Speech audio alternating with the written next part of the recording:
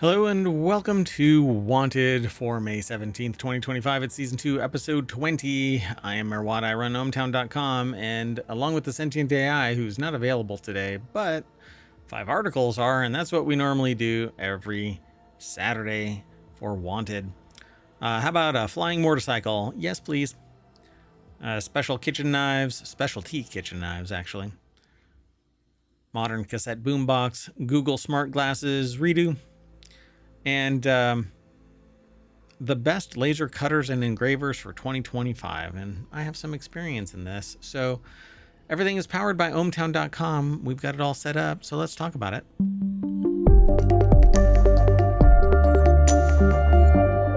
All right. So you're looking at the front page of ohmtown. We're in the time machine, but the date on the time machine has the original date of our launch in the time machine, not our landing.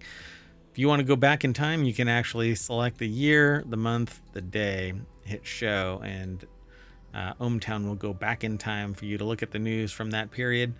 That said, let's get into today's Wanted. It's all about gadgets and gear that Mayor Watt wants, along with the Sentient AI when they're available, but they're not today.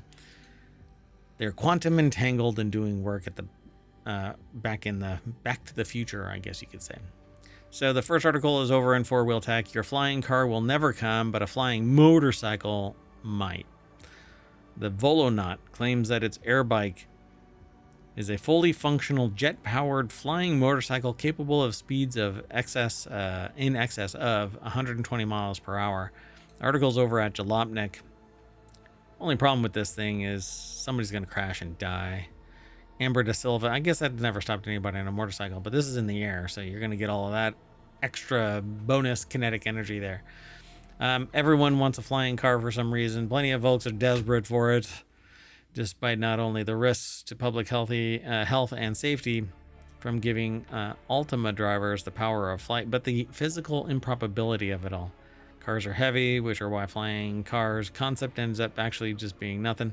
They don't go anywhere. They won't go anywhere. Not for a considerable amount of time, if ever. They're aircraft at that point. So take, for instance, the Volonaut air bike. Volonaut claims that it's fully functional jet-powered flying motorcycle capable of speeds in excess of 120 miles an hour are apparently ready for prime time, I guess.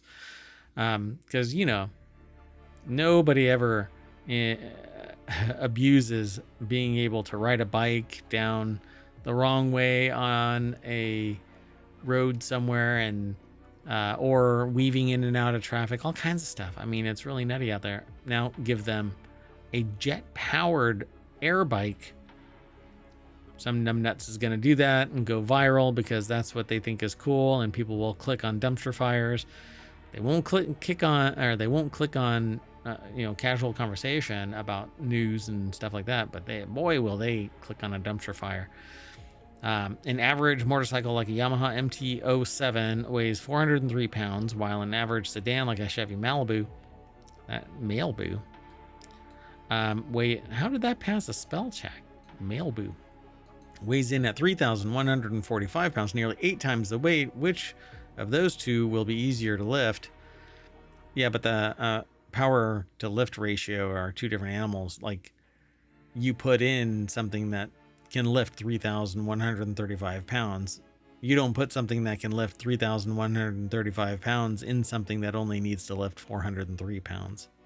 Just saying. Doesn't quite line up that way there.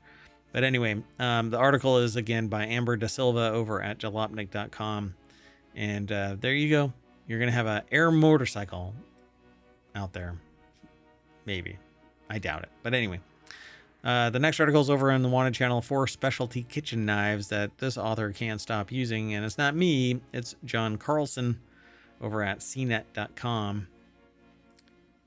These are interesting knives here. So getting better at cooking has been an ongoing quest since they were a child, since each new recipe that they negotiate helps expand their knowledge of spices and flavors and challenges them to hone their skills, to learn new ones, and so on. So there's a Chinese cleaver, which is this really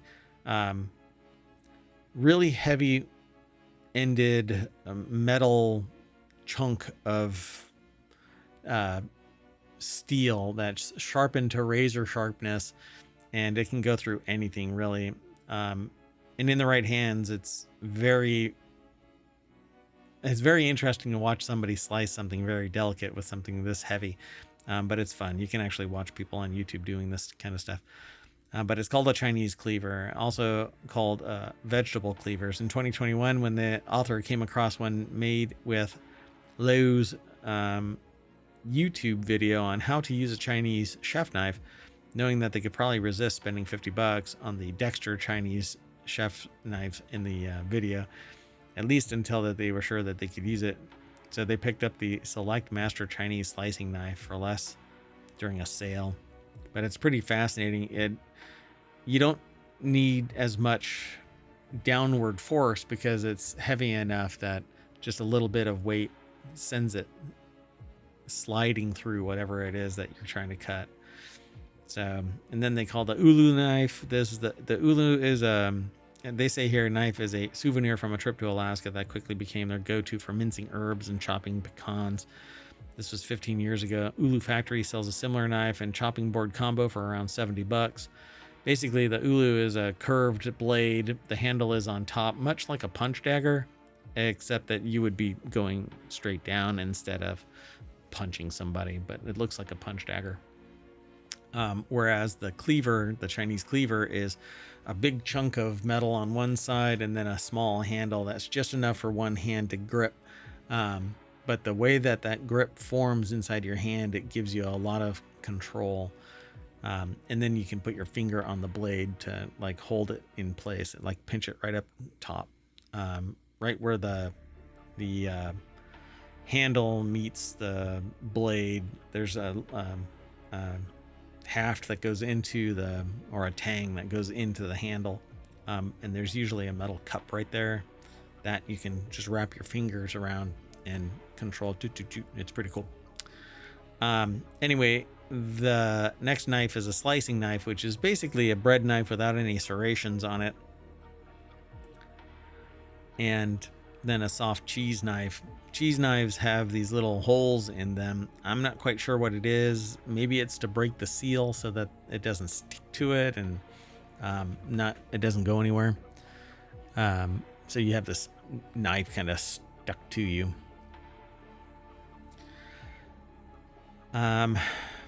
And the way that the knife works is it has a little serrated edge, but then the openings are on the blade's edge, on the sides of the blade, so the cheese doesn't stick to it, I guess. And when the cheese falls off the blade, you can use the fork-like tines to pick up the cheese. And that's the 5. So I'm just going to move on. The next article is over in Non Sequitur News. This modern cassette boombox will lure you in with glowing VU meters. So RW Rewind, a Paris company that's relaunched the cassette player with modern features like support for wireless headphones and rechargeable batteries, has again announced a larger boombox version. And so that's what it looks like. It reminds me of the 80s and early 90s.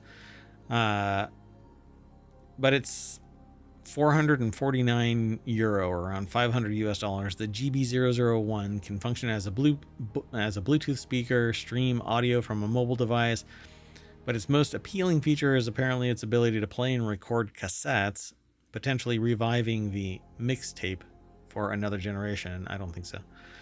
I think people will be curious about this because they have mixtapes and nothing to play them on. I don't know of tape recorders anymore, but I don't go around looking for them.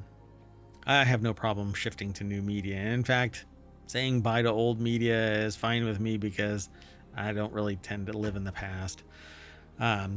You don't have to forget the past to prevent it from, being repeated. If you forget the past, then you're doomed to repeat it. So remember it. Don't allow it to happen. Anything bad, but all of the good stuff. Yeah, let's bring that stuff back. I think that's great. Like this seems like it would be great. I kind of dig the whole retro aspect of it, but I don't know. I don't think there's a big enough world for cassettes like this. A rechargeable, user replaceable 3000 milliamp battery provides up to 10 hours of playback through the speakers when playing a tape, or 15 hours using an external audio source. That jumps up to 15 and 28 hours, respectively, when using headphones. That's because the speakers are analog and going to be, well, they're bigger drivers and they have to move more mass. So if these were different speakers, like piezoelectric speakers, you would be able to provide probably 3 days worth, if not 4 days, to drive piezoelectric speakers instead of these look like conventional cone speakers.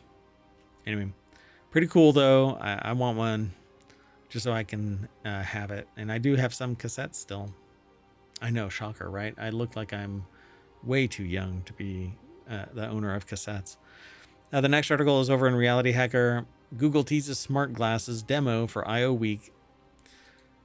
These are the glasses right here. David Henney over at uploadvr.com put the article together. Yeah, so these are the glasses. They look like Ray-Bans. It says today, which is actually May 13th, because we are running late and it's a time machine episode and my mayoral duties and campaigning have kept me from doing the show on time. But anyway, they're going to deep dive from developers, the latest on Google Gemini, or Gemini, if they pronounce it that way. Some people pronounce it Gemini, but it's Gemini for everything but the NASA operations. Anyway, maybe even a few more really cool Android demos after putting on a pair of ostensibly smart glasses. They should have a hyphen in there. Anyway, the tease comes 1 month after Google's Android XR lead Shahram Azadi demonstrated sleek smart glasses with a small monocular HUD, which the company described as conceptual hardware on stage at TED 2025. But these are just Google Glasses Part 2. So, or Redux, or Redo, or however you want to say it. It's nothing more than Google Glass monocle. I just don't like it. I want immersive AR, augmented reality, that throws stuff into my field of view so that I can interact with it. But I want these because it's tech, and I'm interested in tech. And finally, the author over at CNET for this next article tested the best laser cutters and engravers of 2025, and number 3 was loads of fun, they say.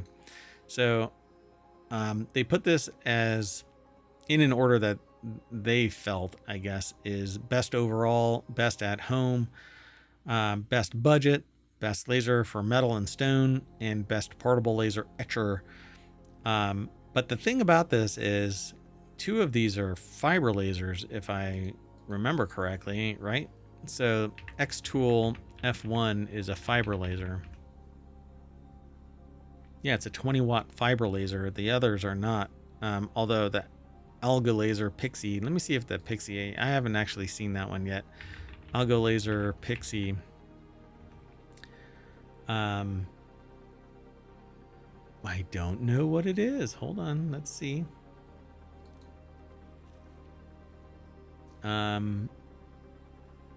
Yeah, it looks like it's your standard CO2 laser. No?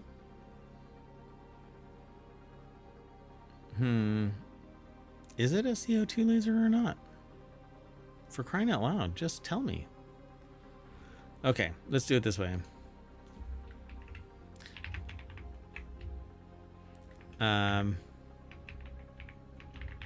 Okay, so I have familiarity with X-Tool. I have a Glowforge Pro. I also have a CO2 laser. Yeah. Oh, it's not a CO2 laser. So the Algo Laser Pixie is not a CO2 laser. So what is it? Weird. It uses a class 1 laser system. That doesn't mean anything to me. Should it? Hold on. Let's do this live.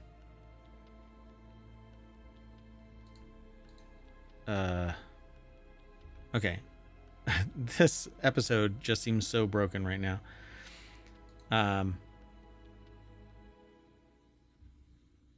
Because okay, whatever. let's look at this. Let's go down the line here. So Xtool P2 is similar to the Glowforge Pro, essentially. It comes in at $4,400. The Xtool versus the Glowforge. Glowforge is kind of long in the tooth now. It's been around for a while. But let's go through this.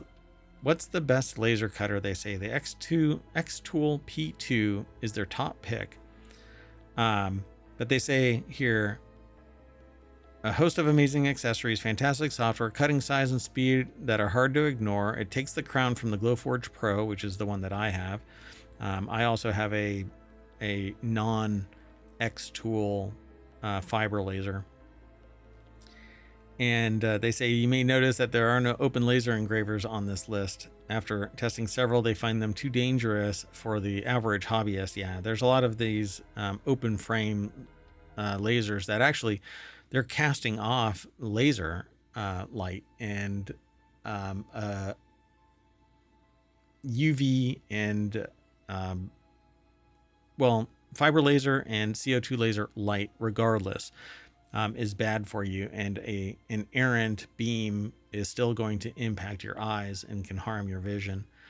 But they say here that this Xtool P2, it's so expensive though at $4,400, but it's via Amazon. There are sales from time to time. We actually missed a really big one. The Glowforge Aura is the next one on the list. It's a smaller one. It says, cons are some quality issues on the edges, or a filter is loud and expensive. Yes, that's an external device, really. Or if they're talking about the one that's built into it, it's kind of anemic. The Glowforge Aura is the company's first consumer laser cutter aimed at entry-level market. It's smaller than the other models. It's less power, etc.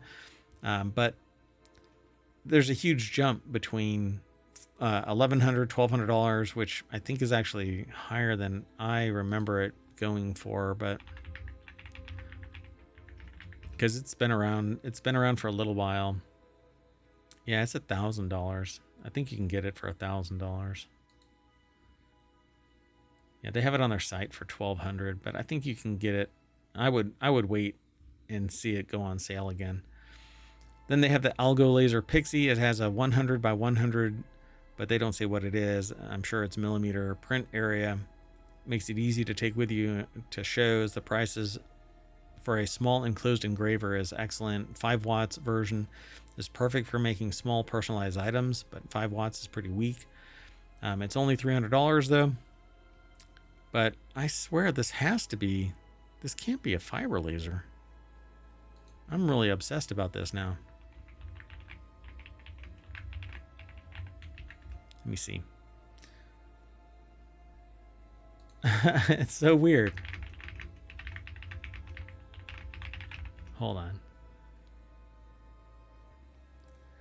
A Class 1 laser system is a type of laser that is considered safe under all normal operating conditions and poses no more risk than ordinary light. And that's what they are calling this. So what is it actually?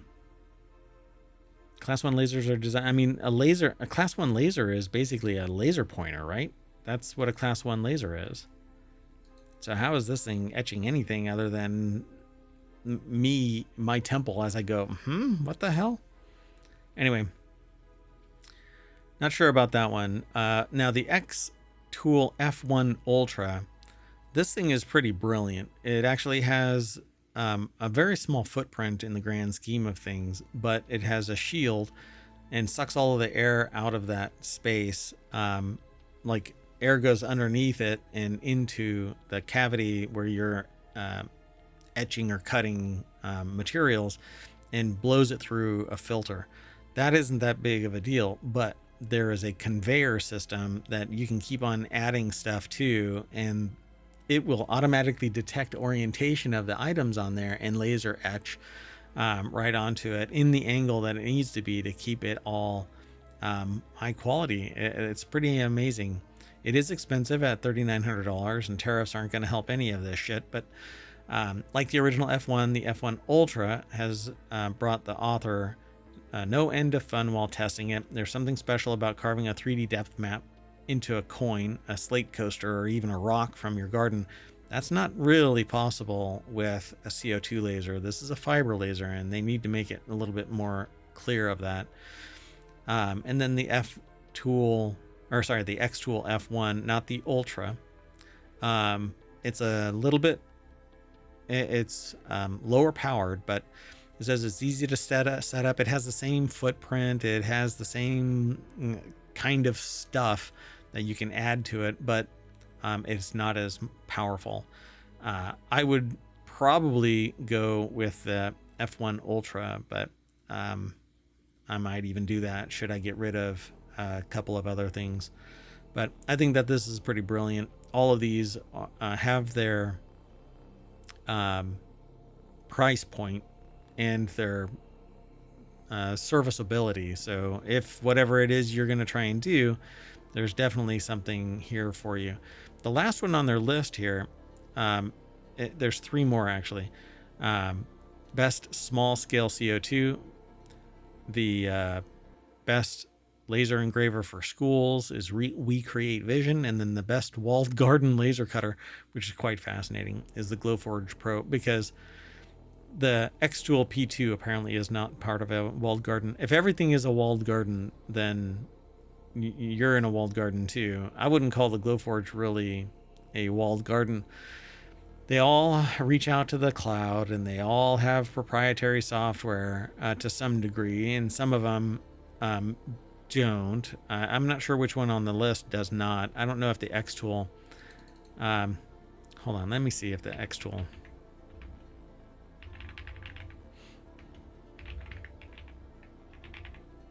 Let me see. Yeah, you kind of... So the X-Tool does allow for light burn, so that's what I would prefer using, except that it's immensely more complex to use than the Glowforge software or any cloud-based solution. The problem that I have really with Glowforge is that there is zero repeatability. If you want to run something again you could leave your gig right there, the whole job, just leave it alone and tell it to run it again. It's going to push something off a little bit. The laser isn't going to be directly where it's supposed to be, even though it starts out at the same spot and ends at the same spot. For whatever reason, there's zero reproducibility in its final product, and it's very, very frustrating. But they say the best small scale CO2 laser is the Flux BMO, which I have never even heard of. And that's down here. Let's see. So the Flux BMO. The BMO is the smallest of Flux's impressive CO2 laser cutters, but don't let the small size fool you. It's a 30-watt laser. It says, while weaker than some on the list, still powerful enough to etch glass. Yeah, I don't know. Yeah, to what degree? Anyway, it's $1,700 at Matter Hackers, which is probably the closest to open source you can get, like using light burn as its primary solution. I wonder if that's what it actually uses. If you're looking to get pure cutting power of a CO2 laser without $4,000 price tag, BMO is probably it. And then finally, they talk about the We Create Vision, which they say is the best for schools. Fun little box that can etch and cut several materials. Software is a little rough around the edges, so you might want to use Lightburn. Yeah, the one that really can't use Lightburn so far is the Glowforge. And that really is my problem, is that it doesn't have that reproducibility. I can set everything up in Lightburn and tell it to go. And on every other laser that allows me to use Lightburn, and even their own software, I can get reproducibility, but not with the Glowforge. I've tried and tried and tried. It's impossible to set it up. At least maybe I just suck at it. Maybe some people are better at it, but hey. Glowforge has made it clear that its mission from the start has been to ensure anyone can use what it's calling a laser printer, which is just wrong. It's not a printer. It's a laser. It's an etching laser and cutting laser. It's not a printing laser. A fisheye camera gives you a view of the cutting surface from the web. You can effortlessly click and drag things around. It's actually quite easy, quite simple. It says, and if you pay for the extra filtration system, you can use this laser anywhere. Correct, but it's big and loud and bulky, and the printer itself is loud. This is not a use anywhere kind of a printer. They say that it's $6,000 now, which basically means that the sales are done. Let me see. It's been a while. Let me see what the prices for the glow forges are. Oh, I hit the wrong button. Okay, so yeah, it's anywhere from $4,500 to $7,000. The one that I've got did not cost that much, not $7,000, but there's different tiers there for that price. The Glowforge Pro HD, the Glowforge Pro, the Glowforge Plus HD, and the Glowforge Plus. And there's basically about $500 to $1,000 difference between them all. I'm not quite sure what the difference is between the Glowforge Pro HD and the Glowforge Pro is. They don't really break it out easily. But yeah, yeah, mine is the Pro, and with the pass-through and all of that kind of stuff. Oh, it has preview mode, which doesn't really mean much. Huh. All right. And I really don't like the way that they do their pass-through. It's clunky. All right. They say that who should avoid it? Glowforge is fairly walled system. If you're looking for a laser that you can work on or use a crazy variety of third-party materials, you may want to steer clear. And to a point, that's true. You just have to do some due diligence to figure out what it's going to do, what it's going to work with. So like I know that I can cut leather. I know that I can etch glass. I know that I can pretty much work with any plastic. You just don't do ABS. Wood of various dimensions and strengths, etc., densities, etc. Yeah. Anyway, that's it for today's Wanted. We're going to get out of here, reset, and do the continuity report. These are all Time Machine episodes, so I hope we don't bombard you with a bunch of videos, because that's what we're doing today. So a bunch of videos. See you soon. Bye-bye.